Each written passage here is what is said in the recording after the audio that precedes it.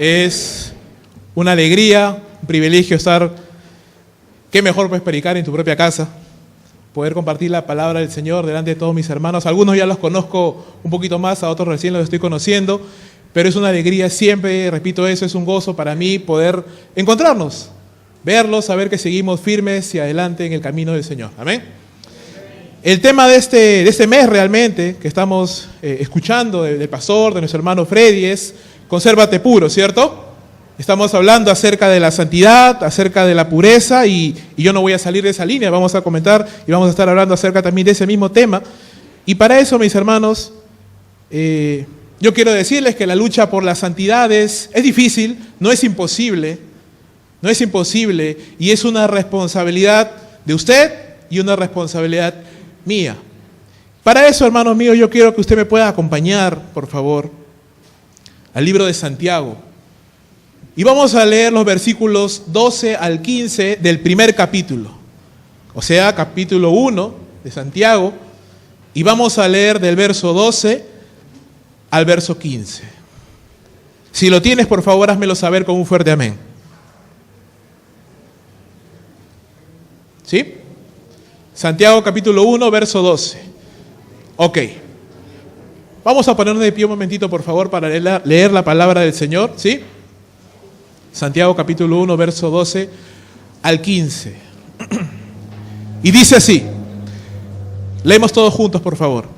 Bienaventurado el varón que soporta la tentación, porque cuando haya resistido a la prueba, recibirá la corona de vida que Dios ha prometido a los que le aman.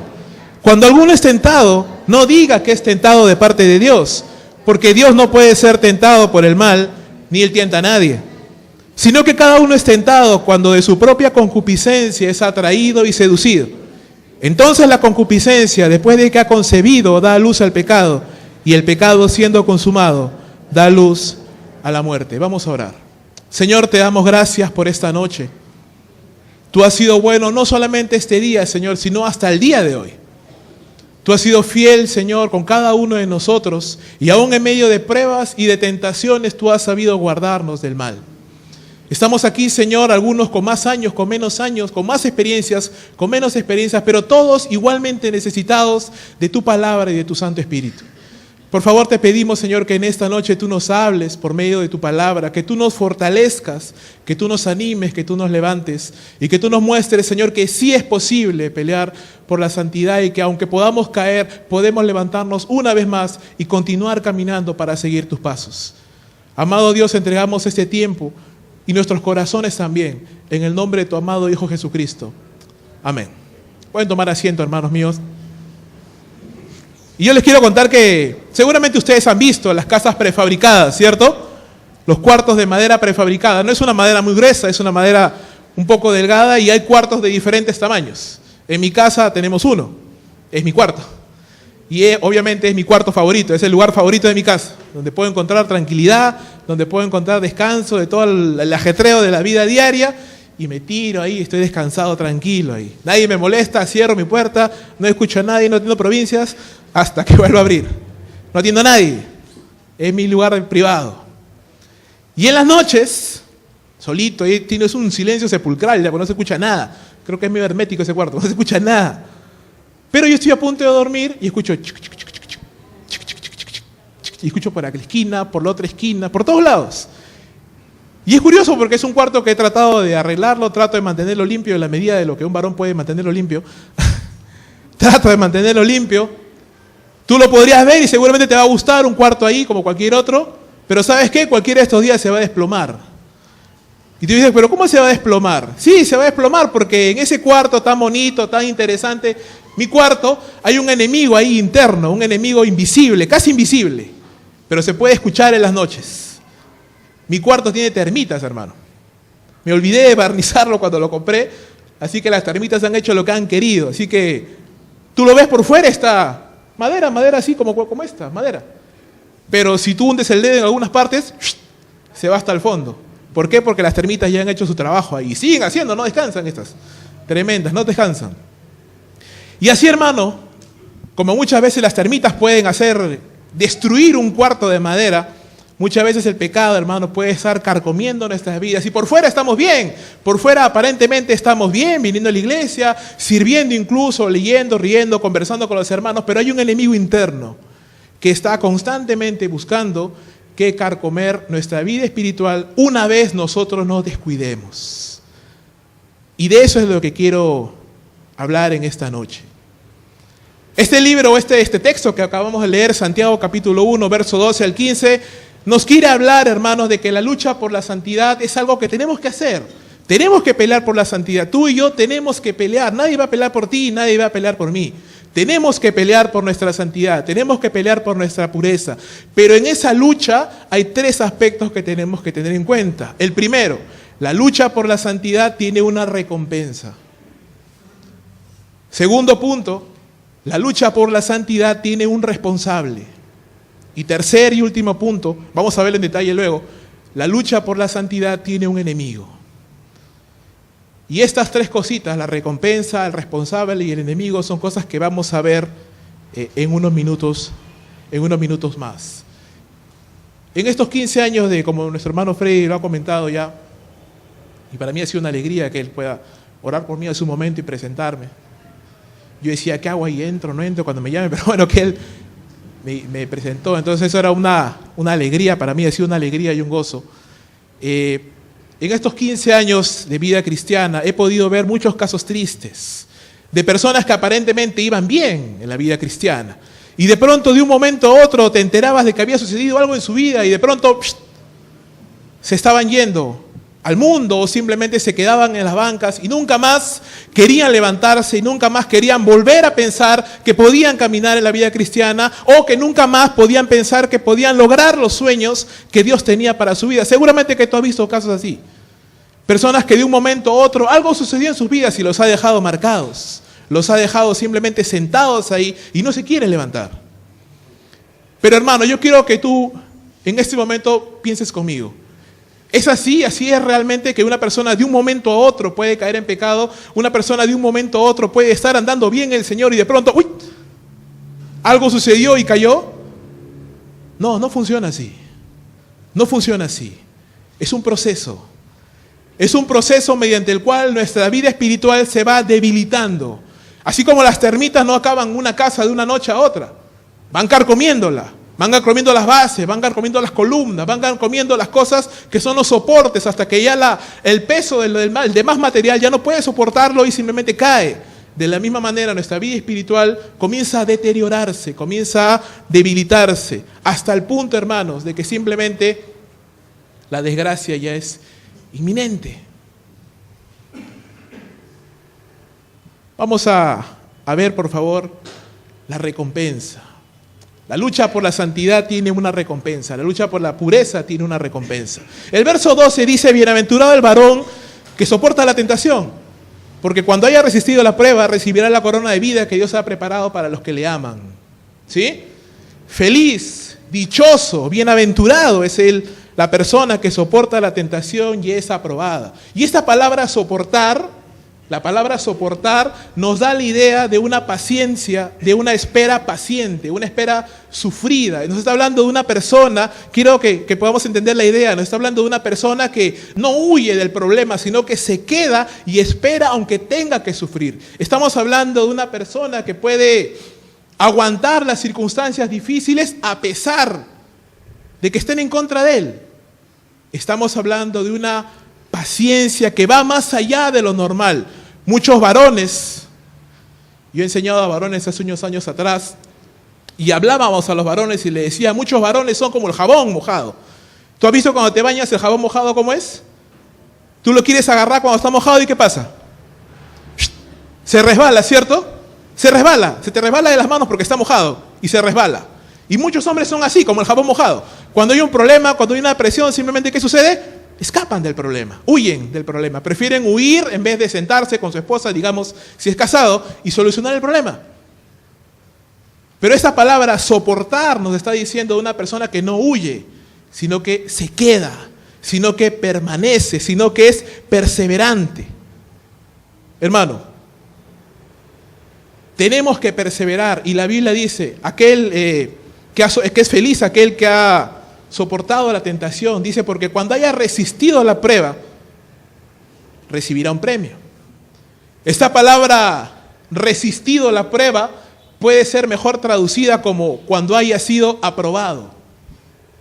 ¿Okay? El sentido de la palabra es, bienaventurado el varón que soporta la tentación hasta que esté aprobado. Hasta que esté aprobado.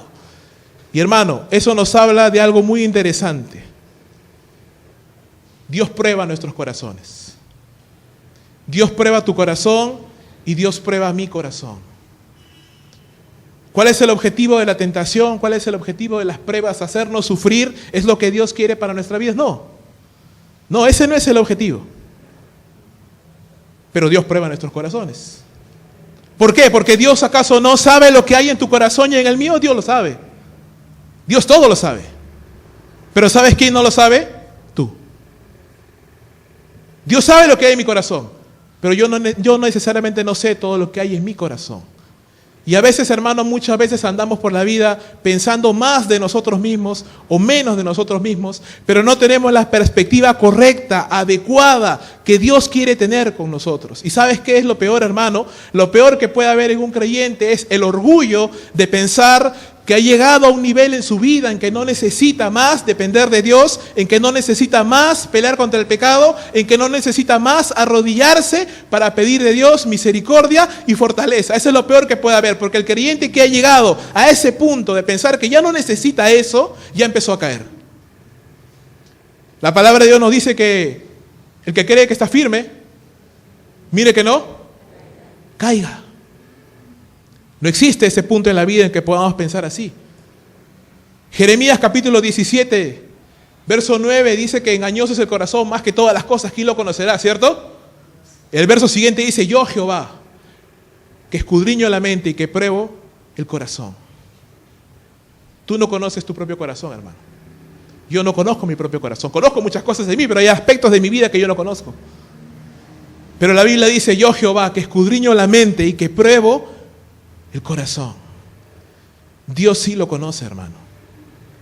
Y Dios permite que pasemos pruebas, pasemos circunstancias, para que podamos entender que necesitamos, hermano, tú necesitas más de Dios de lo que tú te imaginas. Yo necesito más de Dios de lo que yo me imagino. ¿Sabes por qué, hermano mío? Porque el enemigo está en nuestro interior. Porque el enemigo está en tu interior.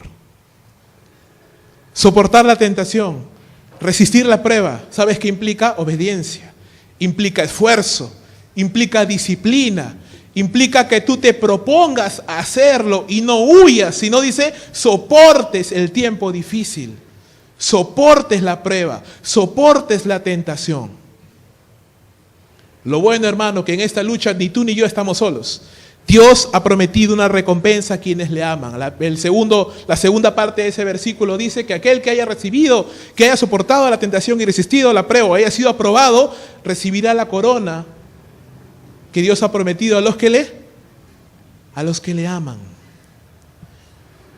Esta corona nos da la idea de ese premio que le daban al vencedor, al que vencía en una carrera, al que vencía en una disciplina deportiva, aquel que vencía, aquel que se había disciplinado, aquel que había logrado llegar a la meta, a esa persona le daban la corona de vida, en este caso, vida abundante, vida eterna, vida que puedes disfrutar tú y yo en este mismo instante, en esta misma vida, en este tiempo que tú tienes y que yo tengo. Podemos disfrutar de las bendiciones de Dios cuando hemos sido aprobados, cuando hemos pasado por ese entrenamiento de soportar la prueba y no huir a la tentación, sino enfrentar la prueba y entrenarnos en esa obediencia. Hermano, Dios no está loco, siempre digo eso. Dios tiene un propósito para cada cosa que hace. Dios tiene un propósito para cada cosa que hace. Y Santiago lo dice, cuando alguno es tentado, no diga que es tentado de parte de Dios. ¿Sabes por qué? Porque Dios no es tentado del mal, ni Él tienta a nadie. Y este pequeño versículo nos dice una verdad muy profunda. Muy profunda. No puedes decir que Dios te tienta. ¿Sabes por qué? Porque el responsable eres tú. Y el responsable soy yo. Vivimos en una época, hermano, en que la gente simplemente encanta de echar la responsabilidad en otras cosas. Mucha gente te va a decir o vas a escuchar, ¿sabes qué? Yo soy así porque mi padre es así. Yo soy así porque mi madre es así. Yo soy así porque tengo mucho dinero. Yo soy así porque tengo poco dinero. Yo soy así porque estoy solo. Yo soy así porque estoy abandonado. Yo soy así porque estos problemas marcaron mi vida. No, yo soy así porque el trabajo es así y nadie me entiende. Yo soy así porque no tengo trabajo. Excusas. Diferentes, de todo tipo. Si uno quiere encontrar una excusa, la va a encontrar. Siempre hay una excusa perfecta. Y en los tiempos de Santiago no era diferente. En la cultura judía de esas épocas había una enseñanza medio extraña. Porque algunos rabinos, no todos obviamente, algunos rabinos judíos decían, bueno, dado que Dios ha creado todo, Él también creó la inclinación al mal y la puso en el hombre. Así que cuando Adán pecó, bueno, pues Dios le había dado esa inclinación al mal, así que de alguna manera Dios era responsable. Otros rabinos decían, no, es imposible, ¿cómo Dios va a hacer eso? Satanás fue quien puso la inclinación al mal en el hombre. Otro dice, no, fueron los ángeles caídos. Los psicólogos de esta época dicen, bueno, no son pecados, son problemas. El hombre tiene problemas. Tú tienes un problema de autoestima. Tú tienes un problema de que necesitas amarte más. Tú tienes un problema de que no te entienden. Tú tienes que buscar personas que te valoren, que te respeten, que te hagan sentir mejor. Había un filósofo del siglo XIX, Jacques Rousseau, que decía, el hombre es bueno, solo que la sociedad lo corrompe. Y hasta el día de hoy, hermanos, seguimos escuchando, año tras año, una corriente de pensamiento, llámalo como quieras. Hay diferentes corrientes, pero todas en esencia dicen lo mismo. La responsabilidad no es tuya. La Biblia dice, no es cierto. Tú eres responsable, yo soy responsable. Cuando Adán pecó y Dios le preguntó a Adán, ¿qué has hecho? Adán dijo, la mujer que tú me diste por compañera, me dio del fruto, yo comí. Cuando le preguntó a Eva, Eva dijo, Satanás, la serpiente, ella me engañó. Yo no tenía la culpa, ella me engañó. Y yo comí. Y hermanos míos, hasta el día de hoy, de Adán y de Eva hemos heredado esa naturaleza pecaminosa que se caracteriza. Una de sus características es no asumir la responsabilidad, sino decir, otra persona lo hizo. Yo no he pecado, yo estoy bien, yo no necesito de Dios, yo no necesito de nadie. Pero la verdad, hermano mío, que somos pecadores. La verdad es que desde que hemos nacido no hemos hecho nada más que pecar. Y aún nuestros actos más nobles y más hermosos están corrompidos por el pecado. Nada de lo que tú y yo podamos haber hecho nos pudiera haber ganado el favor de parte de Dios. Somos pecadores. Pero gloria a Dios, hermano, porque en algún momento de nuestras vidas, en algún momento del tiempo, se manifestó la misericordia de Dios y su amor para con los hombres. Y nos salvó, no por obra de justicia que nosotros hubiéramos hecho, sino por su misericordia. Y por la fe en Jesucristo hemos creído en Él. Y tenemos perdón de nuestros pecados y vida eterna. Y una vez siendo creyentes, ¿se ha acabado la lucha contra el pecado? No. Seguimos batallando contra él.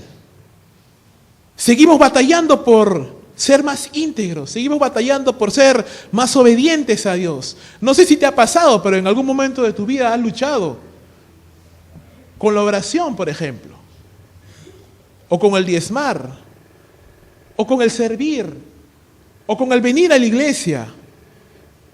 Y ha pasado por tu mente, ay, hoy día no quiero ir a la iglesia.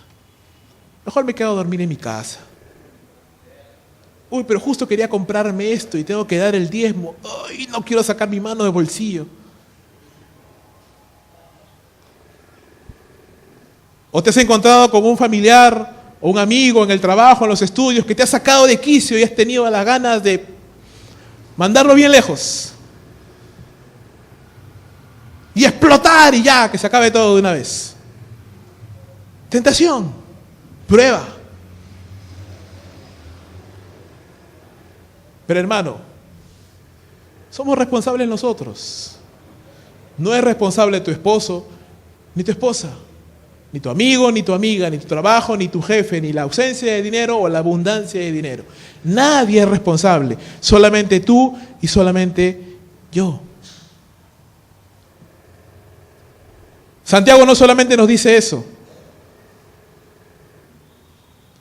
sino que nos explica por qué no podemos echarle la culpa a Dios. No podemos descargar nuestra responsabilidad en Dios. ¿Sabes por qué? Porque Dios es santo en su carácter y en sus obras.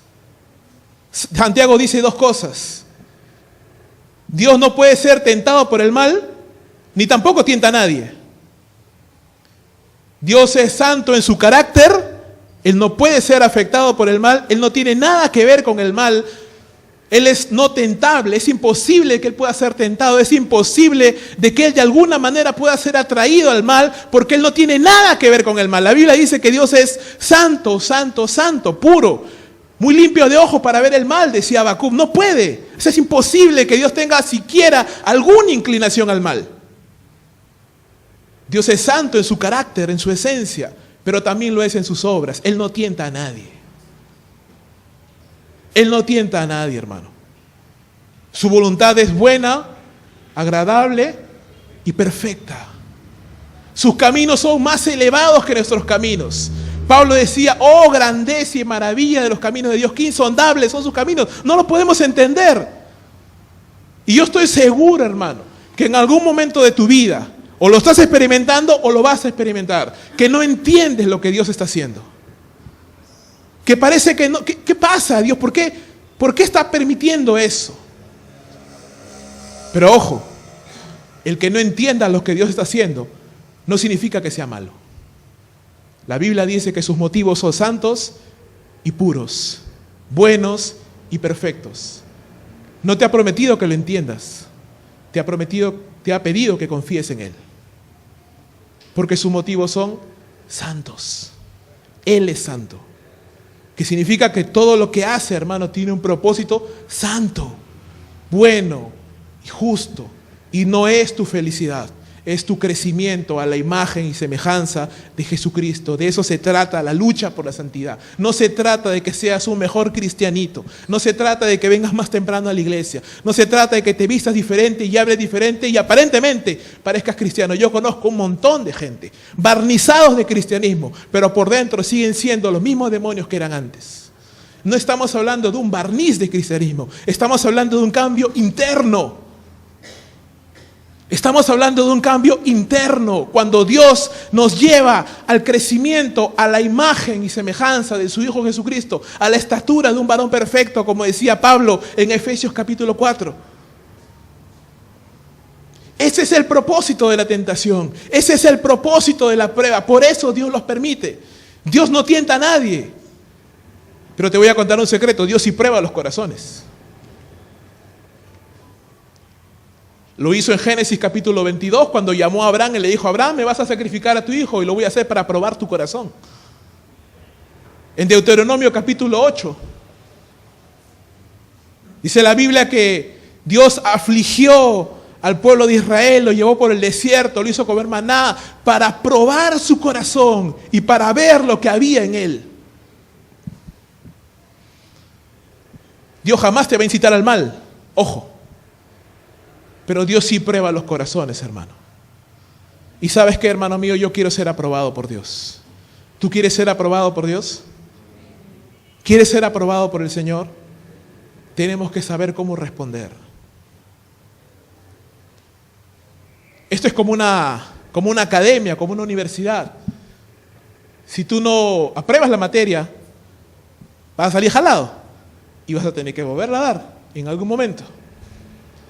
Y Dios nos lleva a aprender diferentes cosas que tenemos que aprender. Y tienes que salir aprobado para seguir avanzando, para seguir creciendo, para seguir fortaleciéndote. Cada uno de nosotros tiene un área en particular en la que necesitamos crecer. Cada uno de nosotros tiene una lucha. Y no vamos a hablar acá de cada uno de nuestras luchas. Yo no voy a contar de las mías porque no quiero que lloren.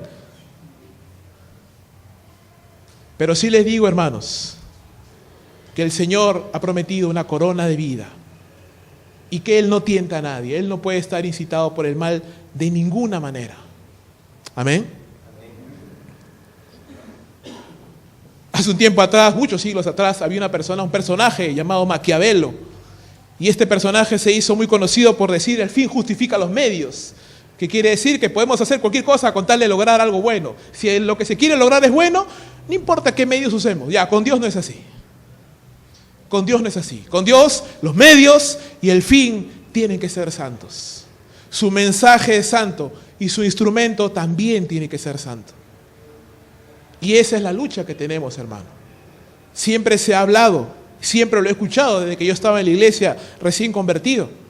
Dios no usa a gente que no camina en santidad, y eso es completamente cierto. Completamente cierto. Pero ¿sabes qué implica eso? Eso es muy profundo, hermano. Porque implica toda una vida en la que tú y yo vamos a ser probados, vamos a ser tentados, vamos a ser estrujados en alguna área de nuestras vidas. Y Dios nos ha prometido estar con nosotros hasta el día del fin. Ahora, ¿cómo sucede eso? ¿Cómo somos probados? ¿Cómo poder salir de eso? Tienes que conocer a tu enemigo. Si quieres vencer, tienes que conocer a tu enemigo. Y todos nosotros sabemos que tenemos que enfrentarnos contra el diablo, Satanás, contra este mundo que nos rodea, que odia a Dios y que constantemente está bombardeándonos por todos los medios posibles de pensamientos contrarios a la voluntad de Dios. Basta que prendas la radio, basta que prendas el televisor, basta que ojees algunos periódicos y te vas a dar cuenta que constante y sistemáticamente estamos siendo bombardeados con ideas contrarias a la palabra de Dios. Constantemente bombardeados. Pero hay un enemigo más. Y ese enemigo somos nosotros mismos. Nuestra naturaleza pecaminosa, nuestra inclinación al mal. Verso 14 y 15 de Santiago dice: sino que cada uno es tentado cuando de su propia concupiscencia es atraído y seducido. Entonces la concupiscencia, después de que ha concebido, da luz al pecado, y el pecado, siendo consumado, da luz la muerte. La eterna lucha del creyente.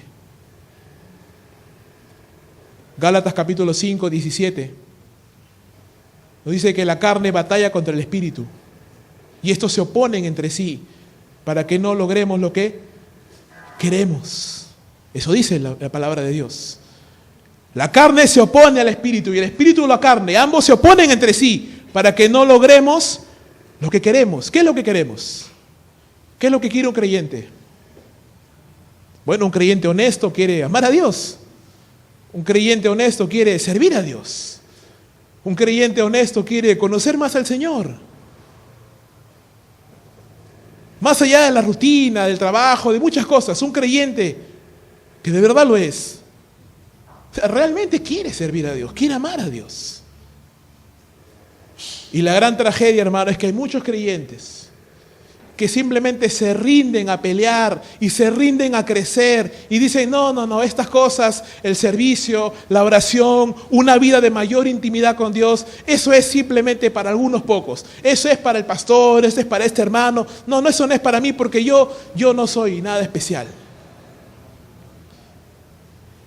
No sé si te has sentido así en algún momento, pero yo sí me he sentido así, como una especie de cristiano de segunda clase, de segunda categoría, de esos que quedan así de reserva nomás.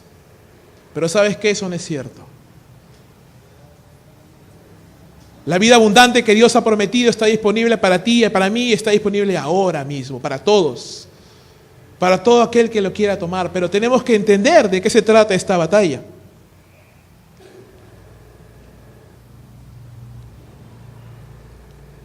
Te preguntaba hace un momento, ¿no? ¿Has visto a algún hermano caer en pecado? ¿Has visto tu propia vida ceder en algún momento al pecado? ¿Has sentido lo que se siente, hermano? Esa batalla, lo desgastante que es, lo frustrante que es muchas veces querer hacer algo y no poder hacerlo. Cuando es más fácil quedarse dormido que orar. cuando es más fácil quedarse en la casa que venir a servir a Dios. Esa lucha existe, es real, hermano. Es real. Es una lucha que tienes tú y que tengo yo. Es una batalla real. No podemos responsabilizar a Dios, es cierto.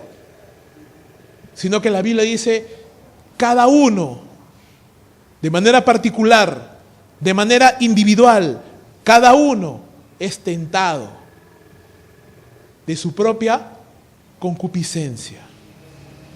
Y esta palabra no es común, o sea, no la usa nadie en la calle, concupiscencia. La palabra concupiscencia nos da la idea de un deseo fervoroso, un deseo ferviente, ¿okay? Un deseo intenso por algo. No, se puede usar en el sentido positivo o en el sentido negativo. Estoy seguro que recuerdas cuando Jesús dijo, cuánto he anhelado comer la Pascua con ustedes. ¿Te acuerdas de ese verso? ¿Sí? Ya, esa es la misma palabra, solo que le han dado un sentido positivo. ¿No? Dice, cuánto he anhelado, le he deseado fervientemente tomar esta Pascua con mis discípulos. Cuando Pedro decía que los ángeles anhelan mirar las cosas de los hombres de la salvación, es la misma palabra, en sentido positivo otra vez. Los ángeles anhelan ver, porque ellos no saben lo que es eso. Los ángeles santos no saben lo que es pecar, no saben lo que es ser salvos, no entienden la gratitud que los hombres tienen a Dios, no lo entienden porque nunca lo han experimentado. Por eso que dice la Biblia, ellos anhelan ver eso, lo que tú y yo hemos experimentado.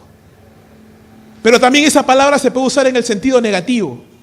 Y acá Santiago lo está usando en el sentido negativo. Está diciendo que cada uno de su propio deseo intenso por hacer lo malo es atraído y seducido. ¿Qué es lo que está diciendo entonces Santiago? Que en la vida de un creyente, cuando esta persona se descuida en su caminar con Dios, cuando esta persona se descuida en su intimidad con Dios, ¿qué va a pasar? Entonces esa naturaleza carnal, esa naturaleza pecaminosa que está en su interior, ¿qué es lo que hace? Comienza a anhelar las cosas de la carne, comienza a anhelar las cosas que son contrarias a Dios. Y hermano, somos atraídos y seducidos. Ambas palabras, atraído y seducido, nos dan la idea. ¿No has visto cuando tú lanzas el anzuelo para picar, para que un pez pique? El pez está ahí mirando el anzuelo y dice, me he desconfiado al inicio, será, no será, será, no será, pero es tanta la curiosidad, es tanto el deseo de comer eso, que dice, ya, ¡ay, ¡guau! Y queda atrapado por el anzuelo. Nos está dando la idea de un animalito que es atrapado, que es engañado.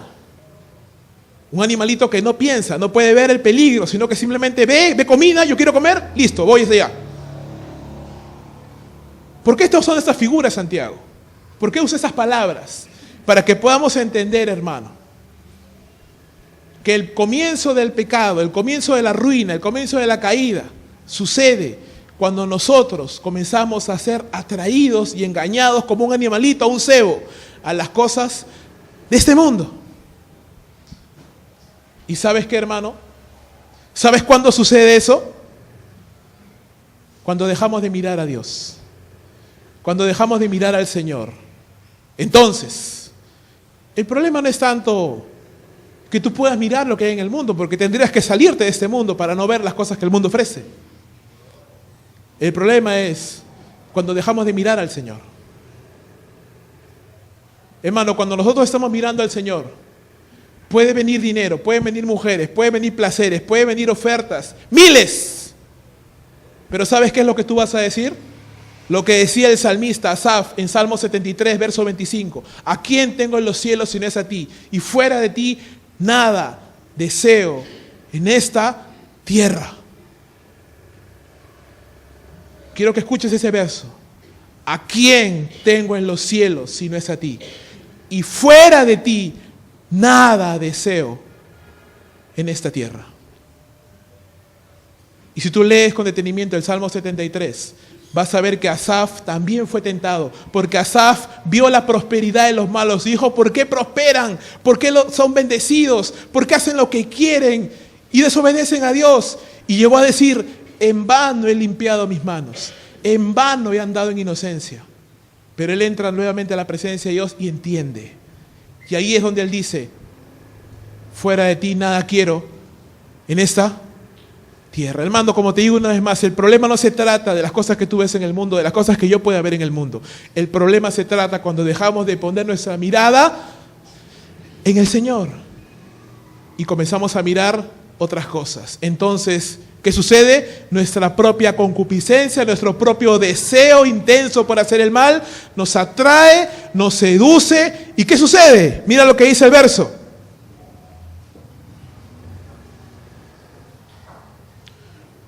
La concupiscencia, después de que ha concebido, ¿a qué da luz?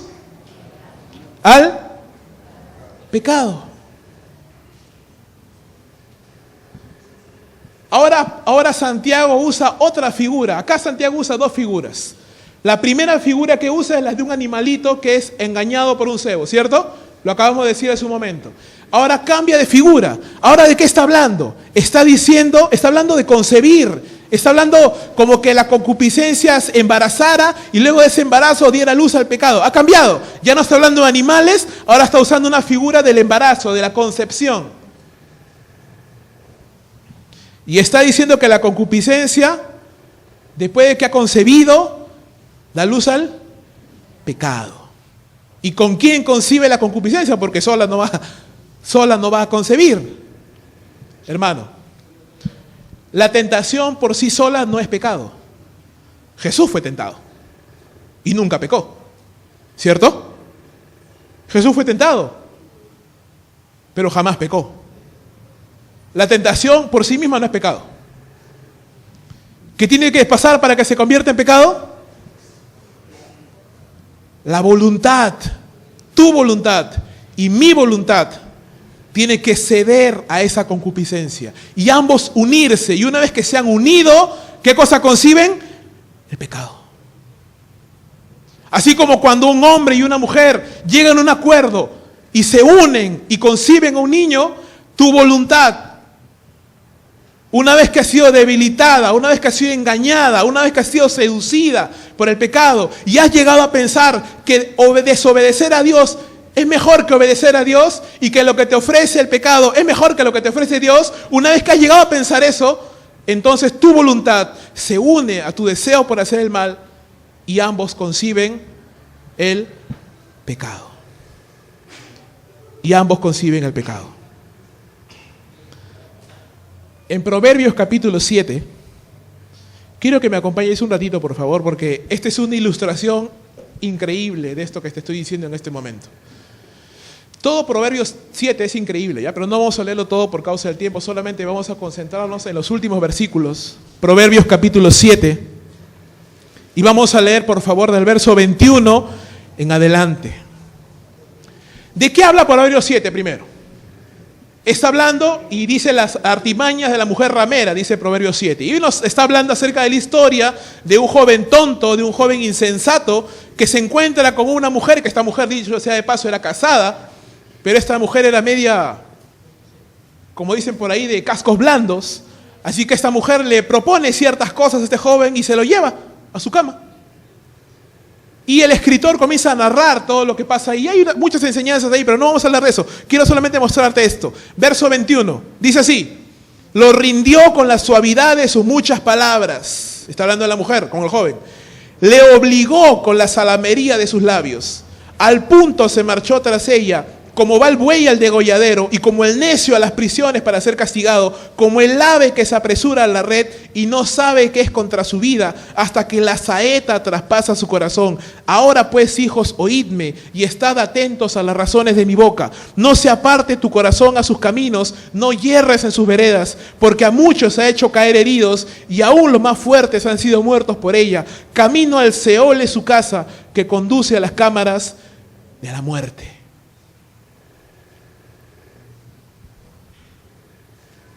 Cuando nuestra voluntad coquetea con el pecado.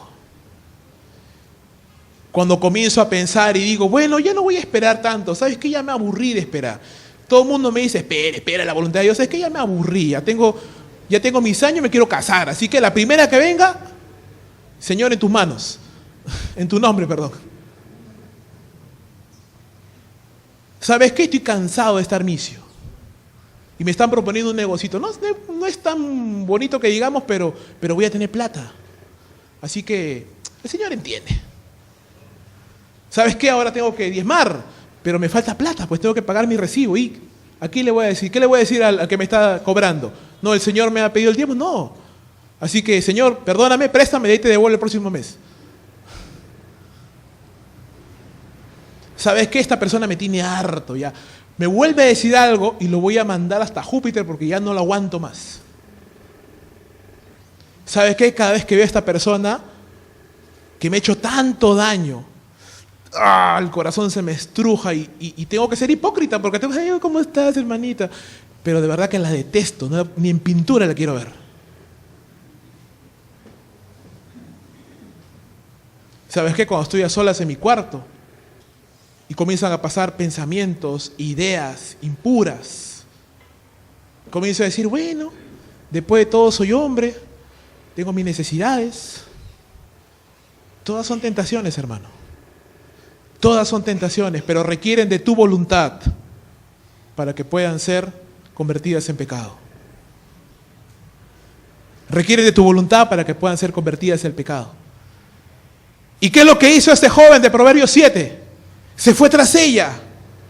Y dice Salomón, se fue a su casa. Pero lo que no sabía este joven es que su casa era el camino al Seol. Su casa era el camino de la muerte. Muerte. Muerte. Y así es como termina Santiago, porque él dice, una vez que el pecado ha sido consumado, ¿qué cosa da a luz? Muerte. Y termina la cadena. Tentación, pecado, muerte. Terrible cadena de acontecimientos que busca destruirte a ti y que busca destruirme a mí. Que busca, hermano, que tú no seas la persona que Dios quiere que tú seas. Que tú no llegues al nivel de conocimiento, al nivel de santidad, al nivel de obediencia que Dios quiere que tú desees, que tú llegues. Que no quiere que tú puedas avanzar y usar tus dones, talentos y ministerios que Dios te ha dado. La batalla del creyente. La Biblia dice claramente que la paga del pecado es muerte. Muerte. Amigo, amiga, si es que no estás en este lugar invitado por primera vez o de repente ya has venido anteriormente, déjame decirte que la Biblia dice claramente que la paga del pecado es muerte. Muerte física, muerte espiritual, muerte eterna. En el lago de fuego, separado eternamente de la presencia de Dios. Pero ¿sabes qué? Eso no es la voluntad de Dios para ti. La palabra de Dios dice que Dios desea que los hombres sean salvos y vengan al conocimiento de la verdad, que vengan a los pies de Jesucristo. No es la voluntad de Dios que tú te pierdas. De tal manera ha amado Dios al mundo que ha dado a su Hijo unigénito. Dice la Biblia que para que todo aquel que en Él crea no se pierda, sino tenga vida eterna. Pero déjame decirte que así como es cierto el amor de Dios, también es cierta la justicia de Dios. Y la Biblia dice claramente que el que cree en el Hijo tiene la vida. Pero el que rehúsa creer en el Hijo de Dios no verá la vida, sino que la ira de Dios está sobre esa persona. No estará, está ya sobre esa persona. Yo te hago la invitación en esta noche, hermano, amigo, amiga. No sigas esa cadena terrible, tentación, pecado, muerte, sino que tú puedes cortar esa cadena y puedes decir, en esta noche yo quiero correr a los pies del Salvador Jesucristo, porque si bien es cierto, el pecado tiene como paga la muerte, de tal manera Dios nos ha amado y ha mostrado su misericordia, que ha enviado a su único Hijo Jesucristo y ha cargado sobre Él el pecado de toda la humanidad, tu pecado y mi pecado, de tal manera que en esa cruz Cristo se hizo maldición y se hizo pecado por ti y por mí, para que nosotros, al creer en su muerte y resurrección, porque Cristo resucitó al tercer día, hermano, y está sentado a la diestra de los cielos, y va a venir por segunda vez, para que al que cree en su nombre reciba perdón de los pecados, vida eterna y paz con Dios. Esa invitación es tuya el día de hoy. Hoy es el día de la salvación. Hoy tú puedes recibir el perdón de tus pecados. Y para ti, mi hermano, hermana, que luchas como yo contra la tentación y el pecado, tienes que tener en cuenta que dice la Biblia, la paga del pecado es muerte. Ya no muerte eterna, no vamos a ser separados de Dios. Pero los efectos de la muerte siguen presentes, hermano. ¿Sientes que a veces no avanzas en tu vida espiritual? ¿Sientes que a veces estás estancado y simplemente las cosas no se dan? ¿Sientes que el don o el ministerio que Dios te llamó no lo puedes desarrollar, sino que está como que retenido, como que detenido y no puede avanzar? ¿Sientes que tus relaciones, las cosas van de mal en peor en vez de crecer? ¿Que las puertas se cierran en vez de abrirse? Entonces, mi hermano, tal vez en algún área de tu vida estás experimentando los efectos de la muerte. ¿Qué cosa es la muerte, hermano? Corrupción, degradación. Y eso nos alcanza aún hasta el día de hoy. Y es algo con lo que tú y yo tenemos que batallar. Tenemos que batallar con eso. Hermano, hay una batalla en tu interior. ¿Sabes cuál es esa batalla? La batalla por quién se va a sentar en el trono de tu corazón. Si es Cristo Jesús, o es lo que yo pienso, o lo que a mí me parece. Si es lo que yo pienso, y si es lo que a mí me parece, voy a terminar mal. Voy a perder tiempo, voy a perder años de mi vida. Voy a estar retenido, no voy a crecer, me voy a mantener en una estatura espiritual ahí y no voy a crecer. Pero mi hermano, si yo entiendo que es mi responsabilidad, no es la responsabilidad de mi pastor, no es la responsabilidad de mi líder, no es la responsabilidad de mi padre, no es la responsabilidad de mi amigo, ni de mi amiga, ni de mi hermano, ni de mi vecino. Es mi responsabilidad pelear por la santidad. Entonces yo voy a ser como el hijo pródigo. El hijo pródigo hizo lo que quiso, pero en algún momento determinado de su vida, dice la Biblia que volvió en sí y dijo: voy a decirle a mi padre: Padre, he pecado contra el cielo y contra ti. Yo he pecado. Yo he hecho lo malo. Quiero cambiar. Quiero cambiar. Tal vez hasta el día de hoy he hecho las cosas mal, pero ahora quiero dar una vuelta de 180 grados y quiero comenzar a hacer las cosas bien. Nunca es tarde, hermano. Nunca es tarde. Nunca es tarde para decir: ¿sabes qué, Señor? Esta área de mi vida que tantos años he venido arrastrando, es tiempo de cambiarla. Es tiempo de ponerla bajo tus pies. Es tiempo de comenzar a caminar en obediencia y comenzar a experimentar esa vida eterna, esa vida abundante que Dios ha prometido, que Cristo ha prometido a todos aquellos que creen en Él. ¿Qué vas a hacer, mi hermano? ¿Cuál es tu respuesta? ¿Cuál es tu respuesta ante esto que te está mostrando Santiago? Hay una batalla, hay una recompensa y hay un responsable, y ese responsable eres tú. ¿Vas a seguir echando la responsabilidad en otros o vas a decir: Señor, yo estoy aquí y hasta aquí he llegado como resultado de mis decisiones, y a partir de hoy yo quiero ser un mejor cristiano, a partir de hoy yo quiero ser un mejor siervo de Dios, a partir de hoy yo quiero ser un mejor padre, una mejor madre, un mejor hijo, una mejor hija, y nadie más tiene la responsabilidad sino solamente tú? Y si estás pasando circunstancias difíciles y si alguien parece que está deteniéndote o estorbándote, entonces alégrate, porque esta es una prueba o una tentación que Dios está permitiendo en tu vida. Ojo, Dios no te tienta, Dios prueba tu corazón. ¿Para qué? Para que tú lo conozcas, para que tú crezcas, para que tú te humilles y te des cuenta que no eres tan sabio, ni tan bueno, ni tan santo como tú te imaginas. Y dobles tus rodillas a Dios y le digas: Señor, ayúdame. Puedo tener 15 años de cristiano, 20, 30, 40, 60... pero yo sigo necesitando de Dios como el primer día que lo conocí. Vamos a ponernos de pie.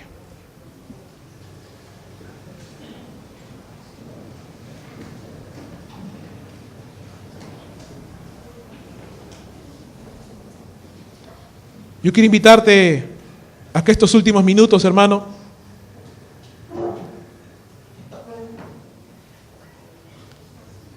tú puedas meditar durante unos minutos. Es una meditación personal, dicho sea de paso. Y puedas meditar delante del Señor acerca de tu vida espiritual hasta el día de hoy, tu peregrinaje, cómo has estado caminando hasta el día de hoy. ¿Sabes por qué, mi hermano? Porque los propósitos de Dios son santos, son buenos, son perfectos. Dios no te creó solamente para que trabajes y comas y vayas a tu casa hasta que te mueras. Dios no te creó para eso. Dios te creó para que tu vida sea abundante, para que tú puedas usar los dones y talentos que Dios te ha dado para que le des gloria a Él. Para que no seas la persona que eras antes, sino que cada vez sea como dice la palabra de Dios. Los justos son como la luz de la aurora, que va de aumento en aumento, de victoria en victoria. Esa es la voluntad de Dios para tu vida y para mi vida, hermano. Pero tienes que ser valiente. Tienes que tomar la responsabilidad de decir, yo voy a pelear por mi vida espiritual. Hasta el día de hoy he pensado, Señor, ayúdame. Señor, levántame. Señor, esfuérzame. No, es tu decisión, hermano. Tú tienes que ponerte las pilas, como se dice, y decir, a partir de hoy voy a ser un hombre de oración, a partir de hoy voy a ser una mujer de oración, a partir de hoy voy a comenzar a servir a Dios como nunca antes lo he servido. Y este 2014 va a ser mi año. Tú tienes la decisión. Vamos a orar. Padre Santo, te damos muchas gracias por esta noche. Señor, en medio de mi debilidad, he procurado exponer tu palabra. Y te ruego ahora, Señor, que tú hagas lo que yo no puedo hacer, Señor. Yo no puedo convencer a nadie, yo no puedo ni siquiera convencerme a mí mismo. Yo no puedo cambiarme a mí mismo, yo no puedo cambiar a nadie, Señor, pero tú sí lo puedes hacer. Y te pido, Señor, que tú uses tu palabra en esta noche para conmover, para convencer, para desnudar los corazones de las personas, Señor. Para que podamos realmente ver nosotros mismos, Señor, la profundidad de nuestro propio corazón y decir, Señor, yo necesito de ti. Señor, yo tengo necesidad de ti. Señor, yo estoy batallando con estos pensamientos. Señor, yo estoy batallando con la mentira. Yo estoy batallando con los celos. Yo estoy batallando con la murmuración. Yo estoy batallando con este u otro o aquel pecado. Yo estoy batallando contra eso. Señor, lo reconozco en esta noche y te pido que, Señor, me perdones de mis pecados. Me limpies, Señor, y me ayudes en esta batalla de la cual yo soy el responsable. Hoy me levanto, Señor, para pelear por todo aquello que más amo en esta vida, Señor. Hoy quiero pelear, hoy quiero batallar, hoy quiero esforzarme. Hermano, hoy es tu día, hoy tienes que pelear, hoy tienes que batallar.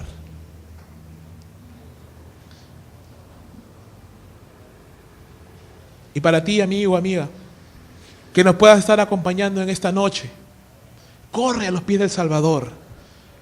La Biblia dice que el Señor ahora manda a todos los hombres en todo lugar que se arrepientan y crean en el nombre de su amado Hijo Jesucristo. Dios te manda que te arrepientas. Dios te manda que te vuelvas de tu vida y le pidas perdón a Dios. Y corras a sus pies y le hagas a Él Señor y Salvador de tu vida. Vamos a orar. Y si tú en esta noche has llegado a la convicción de que necesitas volverte a los pies del Señor, yo te pido que en tus propias palabras o siguiendo las mías, tú puedas acompañarme en esta oración de corazón. Solamente tú y Dios. Señor, te damos gracias por esta noche. Yo he escuchado tu palabra y yo reconozco que yo soy responsable y que yo soy pecador delante de ti. He conocido que tu Hijo Jesús vino a esta tierra a morir en una cruz por mis pecados. Y ahora tú me mandas que yo me arrepienta y crea en el nombre de tu Hijo, Señor. Y yo voy a obedecer. Creo que tu Hijo Jesucristo murió por mis pecados. Y al tercer día resucitó. Y ahora está sentado en los cielos y va a regresar por segunda vez. Te pido que me perdones de todos mis pecados. Que me limpies de mi maldad. Que me hagas un hijo tuyo. Que me des la vida eterna y la paz con Dios. Quiero ser un hijo tuyo. Recíbeme, Señor, como un hijo tuyo. Te lo pido en el nombre de Jesús. Una vez más, hermanos, muchas gracias por este tiempo. Y solamente una palabra final. Ánimo. Ánimo. No hay nada que Dios no pueda perdonar. Y no hay nada, ningún tiempo que tú hayas perdido que no sea sin un propósito. Dios tiene un propósito para todo. Aún para nuestras desobediencias, aún para nuestras torpezas. Ese es el Dios que tienes, un Dios perfecto, un Dios santo, un Dios grande. Pero eso no te da licencia a perder el tiempo. Eso no te da licencia a desperdiciarlo. Sino, ahora que ya sabes, anímate y esfuérzate, cobre aliento a tu corazón. Y hoy mismo comienza a caminar y comienza a batallar por tu vida espiritual. Muchas gracias, mis hermanos. Que el Señor les bendiga. Y muchas gracias también, Padre Santo, por ese tiempo. Bendice tu palabra. Te lo pedimos en el nombre de tu amado Hijo Jesucristo, nuestro Señor y Salvador. Amén y amén.